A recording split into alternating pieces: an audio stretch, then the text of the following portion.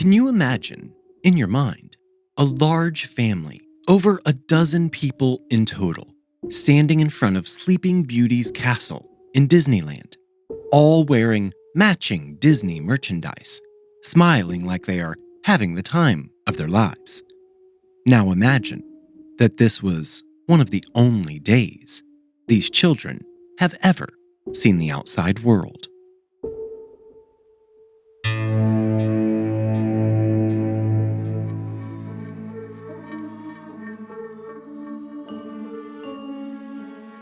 Welcome to The Secret Sits. I'm your host, John Dodson.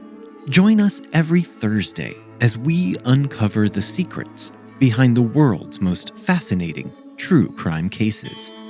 You can find all episodes of The Secret Sits for free on Apple Podcast, Spotify, or wherever you get your podcasts.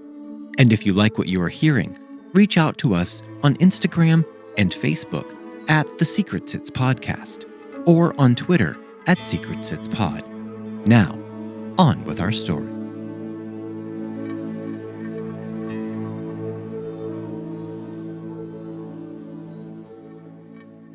The Church of God, a Pentecostal church in Princeton, West Virginia, is where 17-year-old David Turpin first fell in love with the 10-year-old Louise Robinette.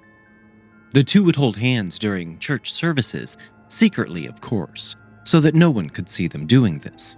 And the two kept their childhood relationship a secret until 2 years later, when the now 12-year-old Louise declared to her grandmother that she would marry David Turpin one day, and together they would have 12 children. The Turpin family had a long and torrid past. David's grandfather, the late Reverend King Turpin Jr., married a young girl, and the couple started having babies. The couple produced 6 babies together, and then Nellie Turpin gave birth to the couple's twins and died during childbirth.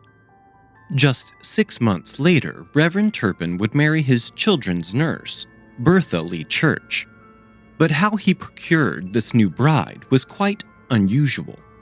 The Reverend traded Bertha's father, a Studebaker car, for her. It was very transactional. But then, over the next 18 years, Bertha and King had 11 more children, bringing his total of children to 19.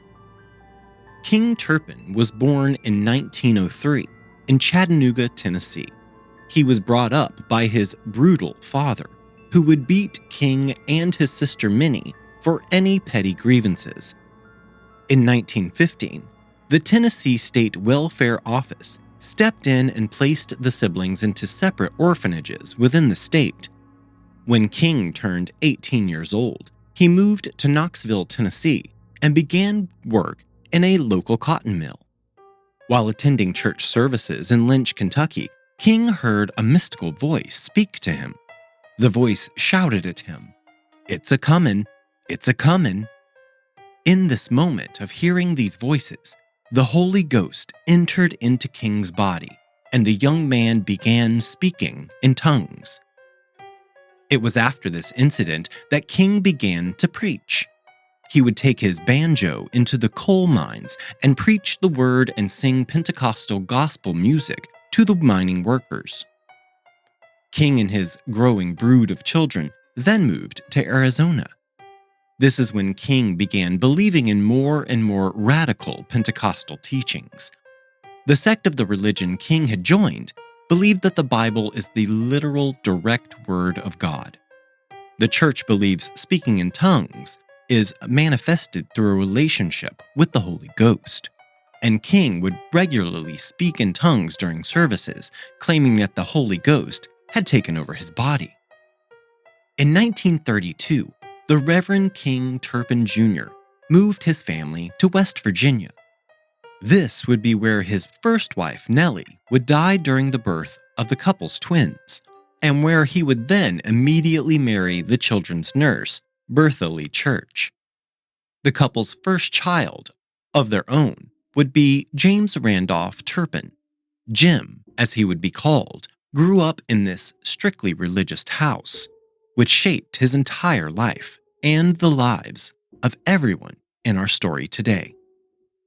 In June of 1955, Jim married his girlfriend, 17-year-old Betty Jean Rose, and the couple settled down in Princeton, West Virginia. Princeton is a small town sat right in the middle of Appalachia. It has been given the nickname the Jewel of the South and the heart of Mercer County. The town had been built on the coal industry, which meant mines and railroads. 3 years after their wedding, the couple was blessed with their first child, a boy they would name James Rudolph. And then 3 years after this came their second, also a boy, and this one was called David Allen. The boys would summer with their grandparents in Ohio, and the Reverend King Turpin Jr. would teach the boys about the church, and he would speak in tongues in front of the boys as well. While living in Princeton, the Turpin family attended the Princeton Church of God on Oliver Avenue, and the adults in the family became quite close friends with Alan Wayne Robinette and his wife, Phyllis Robinette. This couple had 3 daughters of their own, Louise, Elizabeth, and Teresa. Louise Robinette's maternal grandfather was John Thomas Taylor. He was tall and handsome, and he had left his lifelong home in West Virginia to fight in World War II. He was a gunner in the Army's 3rd Armored Division. For his time in service, John Thomas would be awarded the Silver Star, 5 Bronze Stars, a Purple Heart, and a Good Conduct Medal. When the tall, handsome young man arrived back in his small West Virginia town, he was considered a local hero. In need of a job, he started working in the coal mines, but he hated working down in the mines, so he began to leverage his newfound popularity as a war hero for his benefit. John soon became a lobbyist for the American Legion, and he made a lot of money assisting real estate developers overturn the new Veterans Emergency Housing Program. The Veterans Emergency Housing Program was developed under Harry S. Truman to assist returning war veterans in getting affordable housing when they returned home from war. John Taylor was a war veteran. However, he was making all of his money by fighting against veterans' benefits. John Taylor then opened the one and only Shell gas station in the county. This made him very wealthy. The Shell station on Athens Road was well known to everyone in the county. It was, after all, the only place to fill up for miles and miles. And John Taylor loved tending to the customers himself. You can pull up to the pump and John Taylor would clean your window, check your oil, and pump as much 19 cents a gallon gas as you needed. But some customers received things they did not ask for, nor want. As women paid the man for services and products, his hands or fingers would linger and caress where they were not welcome. Females who had been employees at the gas station claimed that John Taylor would molest them while they worked for the man. Though some in town knew of these rumors about John Taylor, he was still considered an upstanding member of the church and a wealthy pillar of the community. Behind closed doors, however, these were not rumors, and this legendary war hero was at home molesting his own daughter Phyllis. When Phyllis turned 17 years of age, she married Alan Wayne Robinette. This was her escape from the life of abuse suffered at her father's fingertips. 9 months after the wedding, May 24, 1968, Louise Ann was born. David Turpin began attending Glenwood Junior High in 1974. Even though David was young, he already stood at 6 feet tall, and he loomed over all of his classmates. He countered this by dressing very conservatively. In 1976, David moved on to high school, and he joined the Bible Club. He became the club's treasurer, and he participated in club activities such as bell ringing for the Salvation Army, hosting a dinner for an underprivileged family, and throwing a Christmas party. By David's senior year, he had decided that he intended on becoming an engineer, and so he joined the science club as well. David had also become a big fan of the television show Star Trek. He was fascinated by the character Mr. Spock, and he even had his hair cut into a similar fashion as the character on the screen. David graduated from Princeton High School in 1979 with a grade point average of 95.7, and he was awarded a scholarship for electrical engineering at Virginia Tech. It was around this time, right after graduation, now 17 years of age, when David first became attracted to the 10-year-old Louise Robinette. The two had known each other practically their entire lives. Their parents were friends, and they attended church together every week. David had held Louise when she was just a small, helpless baby. Louise had grown up in a small house at 102 B. Ray Street. She was from the Taylor family, one of the wealthiest and most respected families in the county. Her grandfather, John Taylor, owned the local Shell gas station, and her uncles Eugene and Glenn both had successful and lucrative businesses of their own. Louise turned 10 years old in 1978, and her parents threw her a birthday party, which was attended by her papa, John Taylor. Now, remember that John Taylor had molested his daughter Phyllis her entire life.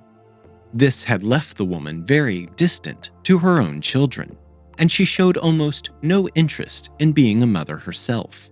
She left Louise to raise her new baby sister Elizabeth almost completely on her own.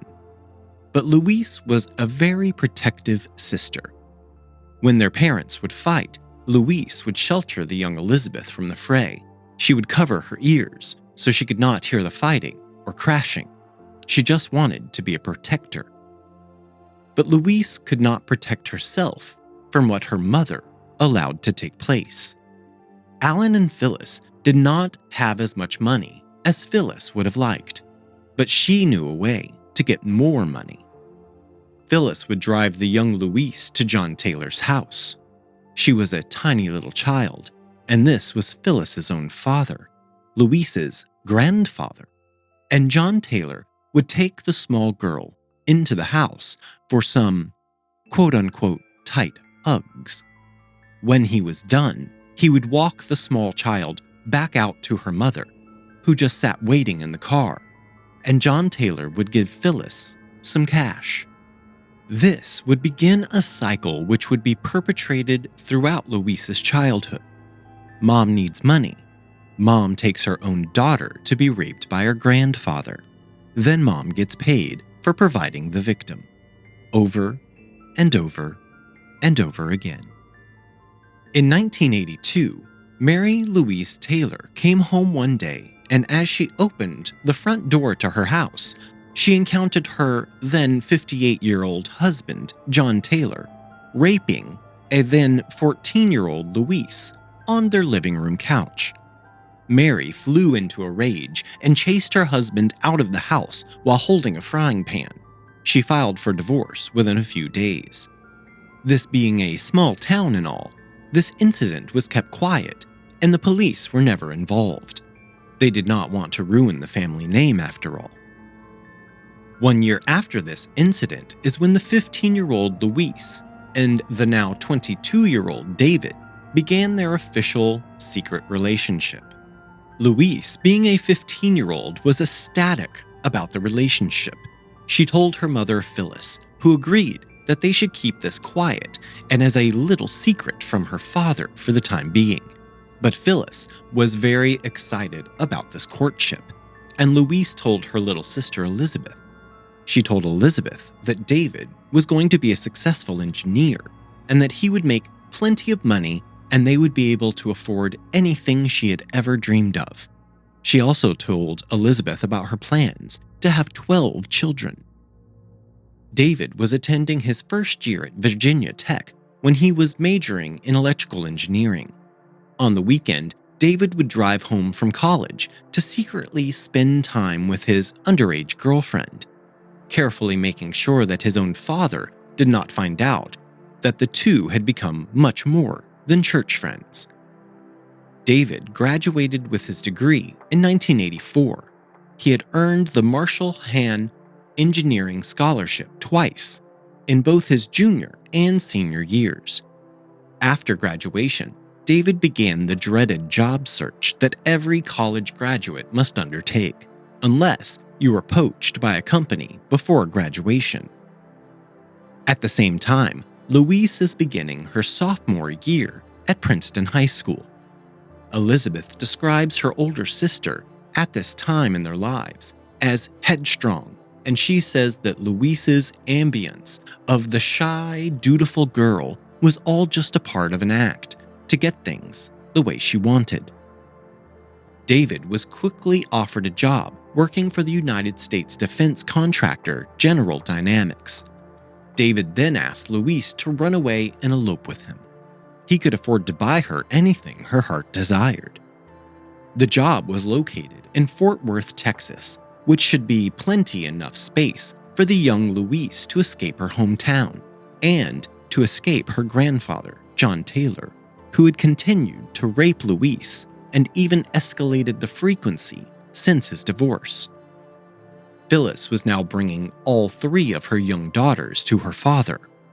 Papa would give tight hugs to all three girls, but when Louise could, she would substitute herself in for one of her sisters, if possible. After one last Christmas spent at home as a child, Louise began hatching a plan to run off with her tall, lanky, and secret fiancé. She had only discussed leaving with her sister Elizabeth and a friend from school. Both had been sworn to secrecy. When the next morning arrived, Louise said goodbye to her family and headed off to school, just like any other day. Now, what I'm going to tell you about next, you're just simply not going to believe. Well, let me tell you this first. As the next events took place, I would like for you to keep in mind that Ferris Bueller's Day Off had not come out yet when these events took place. The plan to get Louise out of school so the couple could run away to elope was for David to come to the school and pretend to be her father and sign her out for the day. David had a fake mustache and a large cowboy hat. He parked in front of the main entrance, walked right inside, and declared that he was Alan Robinette and Louise needed to leave with him immediately. I mean, wow, it is almost exactly like Ferris Bueller's Day Off. And guess what happened next? The school administration just signed her out, and she left school. And the couple traveled 1,100 miles from West Virginia to Fort Worth, Texas. That afternoon, Louise did not arrive home on the school bus, so Phyllis thought, okay, I guess she missed the bus, and promptly hopped into her car and drove down to the school to get her daughter. But when she arrived, she was told that her husband, Louise's father, had signed her out of school for the day. Phyllis called Alan to ask, and he said he had not signed Louise out of school for the day. That night, the couple went to the police station to report Louise missing. There was no word from their daughter in the following days, but a police officer in Fort Worth eventually located the runaway teen and made her call her house and tell her parents that she was okay. Phyllis was pissed and wanted to press charges against David, even though she had already known about the relationship taking place behind her husband's back. When the Turpin family found out about what was going on, they talked to the Robinettes to beg them not to press charges against David. It would ruin his life and the prospects for a future career. Louise's father, Alan, was the first to come around to the amiable agreement. He proposed that they let the two quietly get married. As a man of devout faith and an evangelical preacher, he thought a married life would be better than the two living a life of sin. He called his daughter and told her, "You are now an adult and you can take care of yourself. If this is what you want, you go for it." He then gave written permission for the marriage to take place. The wedding took place on February 11, 1985, in a small church just 30 minutes from Princeton, West Virginia. It was a small wedding ceremony with only close family members in attendance. Louise wore a conservative dress which was calf length. It had a high neckline and long puffy sleeves. I would say for 1985, she was doing okay. David wore a poorly fitting brown suit with a striped necktie. Immediately following the ceremony, the couple left to return to Fort Worth, Texas, and to create their new lives together. General Dynamics was paying David pretty well, and Louise established a pretty good life in Texas. In fact, she worked really hard to separate herself from her former town and her former friends and acquaintances. Two people back home who Louise did miss and worry about were her two sisters, Elizabeth, who was now 8, and Teresa, who was now 3. One night, Elizabeth was in her room asleep when she woke up and heard her mother speaking on the phone. She thought that it was strange, so she went and woke up her dad. Alan picked up the phone and demanded to know who she was talking to. Phyllis claimed it was her father, but Alan knew she was lying. After their argument became overboiled, Phyllis called her dad, John Taylor, who rushed over to the house and proceeded to throw Alan out of his own house. Alan filed for divorce the very next morning. Alan and Phyllis splitting up did not prove to be a good thing for Elizabeth and Teresa. With Alan absent, John Taylor began spending more and more of his free time at the house on B. Ray Street. Phyllis, in constant need for money, would allow her father to sexually abuse her daughters anytime he wanted. Teresa remembers, "He would slip money into my hand as he molested me. I can still feel his breath on my neck as he whispered, 'Be quiet.' He would hand my mom money, and he thought that made it okay." A while after this, Phyllis became pregnant by her new boyfriend. His name was Billy Lambert, and he got along well with Elizabeth and Teresa. Just days before Billy and Phyllis's wedding, Billy suffered a sudden brain hemorrhage while driving, and his car sailed off of a cliff. Billy was killed instantly. Several months later, Phyllis gave birth and named the baby Billy Jr. The F-16 Fighting Falcon was one of the U.S. military's most high-tech supersonic jet fighters, and David Turpin was one of its computer engineers. This high-paying governmental contract job did afford David and Louise the lavish lifestyle they had always dreamed of. They ate at the most fabulous restaurants in town, and they discovered a new passion, attending Wild West stunt shows at the historic Fort Worth stockyards. And then, in 1987, the couple moved to Bray, California for David's job.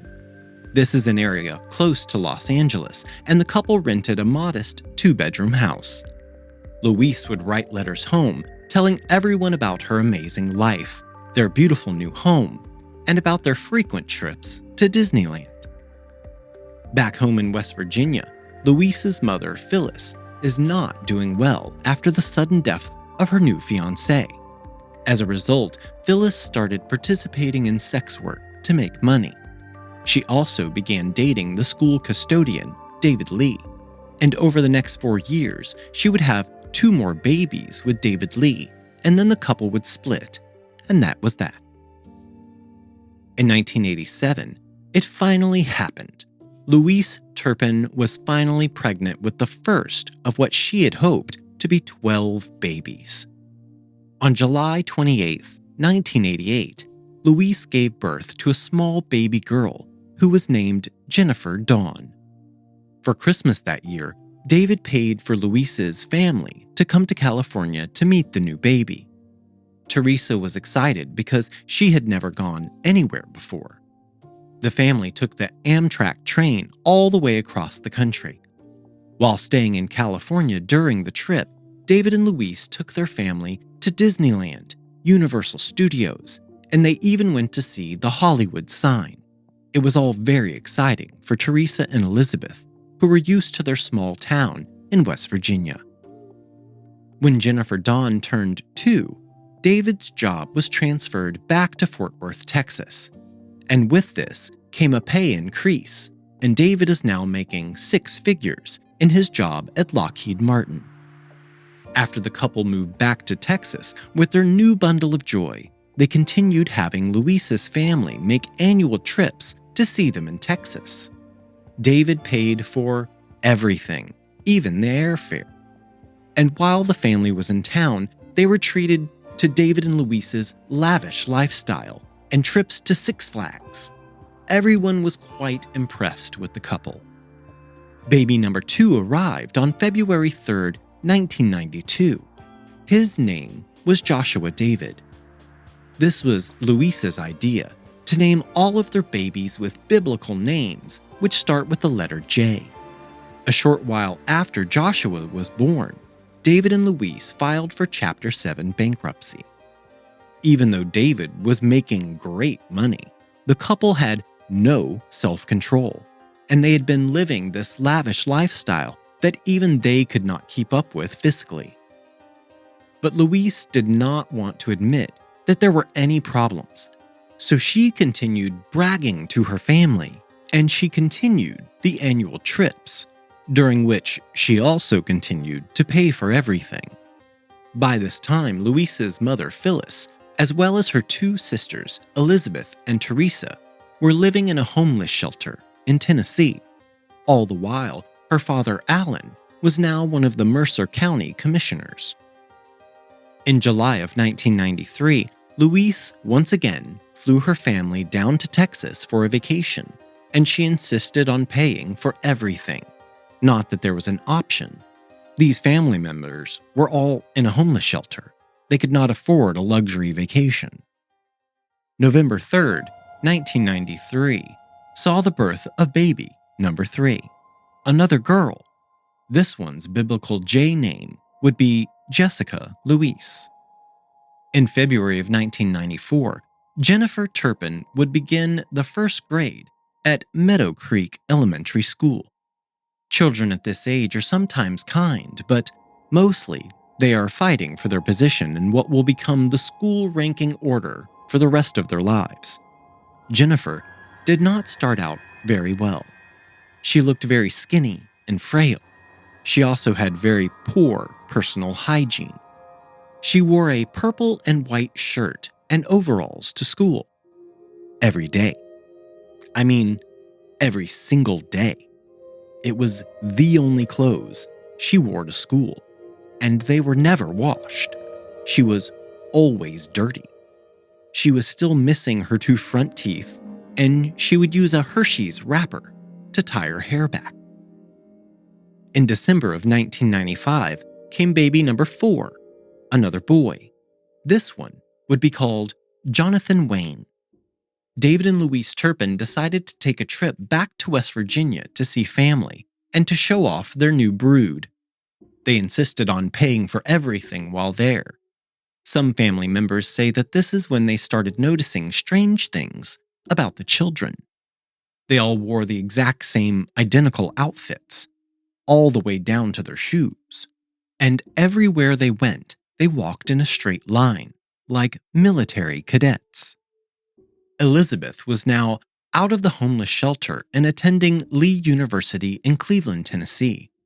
She asked if she could come down to Fort Worth with David and Louise to spend the summer with them, and she could spend more time with her nieces and nephews.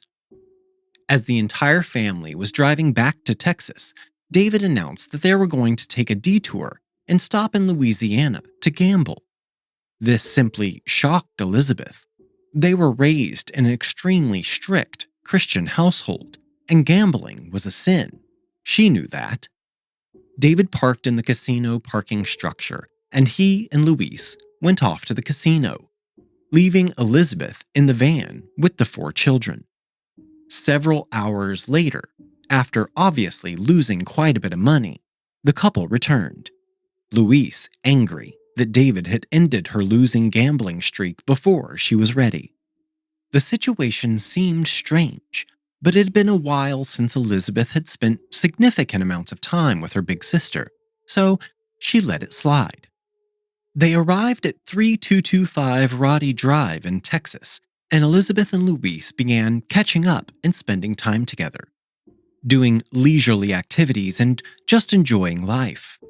It was also during this time that Elizabeth began seeing the strange and extremely strict way that she was raising her small children. The children had to ask for permission to use the bathroom. They had to ask for permission to eat. And permission was not all that was required for the children to have access to food. There was a strange, almost ritual, which would happen at dinner time. The children were called down to eat, one at a time. The child had to look mother in the eyes and smile. They would have to stand there, smiling, until their mother felt the need to return the smile. Then they could sit at the table. After sitting, they would have to wait for permission to then begin eating. Then they would be sent back up to their room. As much as Elizabeth was there to be with her family, she had almost no contact with her nieces and nephews.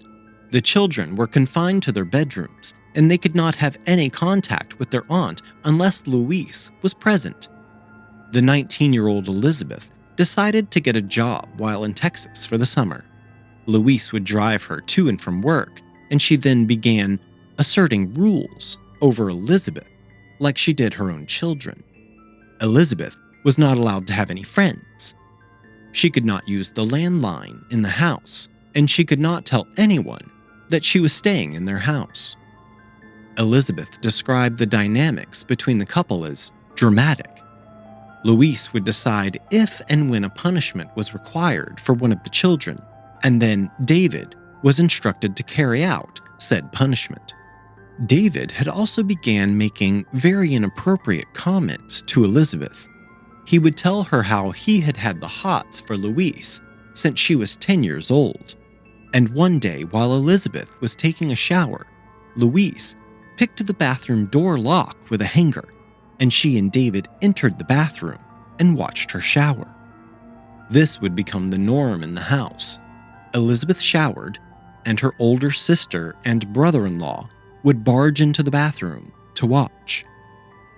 They would tell her that she was beautiful, and they would laugh at her embarrassment. David never physically touched Elizabeth, she would like to point out. The summer was dying down, and Louise dropped Elizabeth off at work and just left her there. She never came back to pick her up at the end of her shift, and Elizabeth kept calling Louise over and over, but she refused to even answer the phone. Finally, Elizabeth slept on a bench outside of a Walmart. Elizabeth spent the next 3 nights sleeping outside until she finally threatened to call the police, so Louise allowed her back into the house so she could collect her belongings before she moved back to Tennessee. And just as Elizabeth left the Turpin house, this is where I will leave you for this week. David and Louise Turpin now have 4 children and 1 more on the way. But what kind of life will these children have to endure? Next week, in the Turpin family case, evictions, lies, Elvis, and much more. Believe me, this story is only just getting started.